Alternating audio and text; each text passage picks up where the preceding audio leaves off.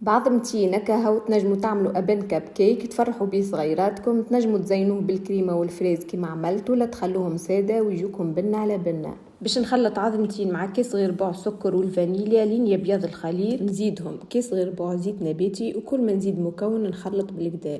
نكمل كعبة ياغورت ولا تنجموا تعوضوها بالحليب، وبعد نزيد 2 كيسين غير بوع فارينة نغربلوهم، ونزيد ساشي خميرة جاتو نخلط بالكدا لين نتحصل على الخليط هذا ما يكونش جاري برشا. نصبوه في القوالب نتاع الكب كيك، ندخلوهم للفور يكون مسخن من قبل على 180 درجة، يتسيبوا بالباهي ونخرجوهم نخلوهم يبردوا بالكدا. في المرحلة هذه تنجموا تخلوهم بليش زينة ولا تعملوا كيفي. خلطت نفس كمية الجبن والكريم ليكيد وزدتهم السكر المحور، نطلعهم بالكدا بالباتور ونخليهم على جنب. عملت حفرة صغيرة في كعبة الكب كيك وباش نحشيها بالفريز، ومن بعد نزينها بالكريمة اللي عملناها. رسيت ياسر ساهلة وبنينة، تستحق باش تجربوها، وصحة وبالشفاء. وكان عجبكم الفيديو حطوا لي جيم.